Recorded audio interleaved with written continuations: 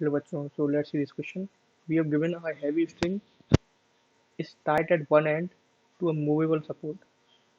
इस तरीके से कुछ to a light thread at the other end. So ये light thread इस तरीके से बांध दिया गया है. The thread goes over a fixed pulley and supports a weight to produce a tension. So इसकी वजह से ये जो मास है उसकी वजह से कुछ टेंशन प्रोड्यूस हो रही होगी. उसको F नाम दे देते हैं टेंशन को F. The lowest frequency with which the heavy string resonates is 120 Hz. सो जब ये कंडीशन थी, पहली कंडीशन, ये मूवेबल है लेकिन इसको किसी तरीके से पकड़ के रखा होगा. सो पहली कंडीशन में, सेकंड कंडीशन में क्या है कि if movable support is push to the right, इस साइड में इसको पुश करा है कितना 10 सेंटीमीटर. 10 सेंटीमीटर पुश करेगा तो क्या होगा, ये वाला पॉइंट कुछ यहीं पे आ जाएगा और ये वाला पॉइंट इसके ऊपर यहाँ पे धर जाएगा, इस जगह पे आ जाएगा वो. सो दोनों ही केस में हमें मिनिमम फ्रीक्वेंसी की बात करनी है. पहली केस में मिनिमम फ्रीक्वेंसी दे रखी है. सो मिनिमम फ्रीक्वेंसी क्या होता है, जब हमारे पास दोनों एंड फिक्स्ड हो. फिक्स्ड के लिए बात कर लेते हैं पहले, दोनों एंड फिक्स्ड हो. फिक्स्ड कैसे, बोथ फिक्स्ड हो. सो उसके लिए न्यू क्या होता है, एन अपॉन न्यू, किसी भी nth मोड के लिए upon 2l under root F upon mu.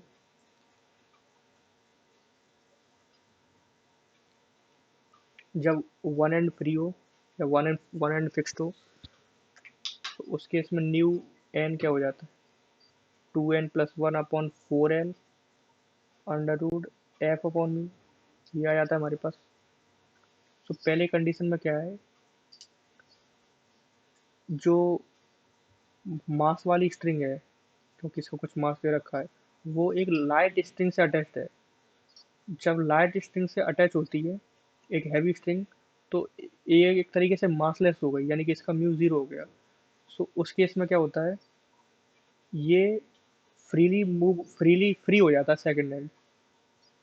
सो उस केस में एक एंड तो फ्री हो, एक एंड फिक्स्ड हो गया, एक एंड फ्री हो गया. सो फर्स्ट वाले केस में क्या हो गया, एक एंड फ्री हो गया और एक एंड फिक्स्ड हो गया. सो वन एंड फिक्स्ड हो गया ये.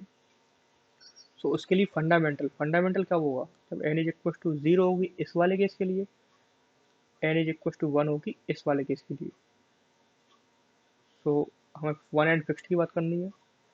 सो न्यू क्या आ गया उसमें, 1/4l N is equal to zero put करने पे under root F upon mu, equation 1. So ये दे भी रखा है हमें 120 हर्ट्ज. सेकंड केस में क्या होगा, ये वाला पॉइंट यहाँ पे आ जाएगा 10 सेंटीमीटर मूव करने पे. तो सिचुएशन कुछ ऐसी हो जाएगी, ये इस तरीके से, ये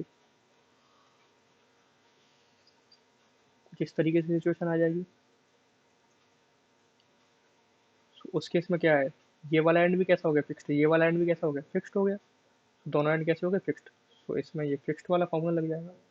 सो न्यू कौन सा, N is equal to one डालेंगे, 1/2l. क्यों, क्योंकि हमें मिनिमम फ्रीक्वेंसी की बात करनी है.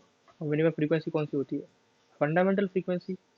अभी भी टेंशन कैसी रहने वाली है, एफ ही रहने वाली है. मास पर यूनिट लेंथ अभी भी म्यू रहने वाला है.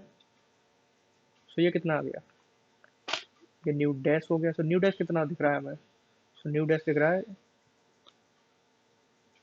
240 हर्ट्ज. कैसे पता, इक्वेशन फ्रॉम इक्वेशन 2 से. सो ये हमारे पास आ गया answer. So I hope you got it. Best of luck.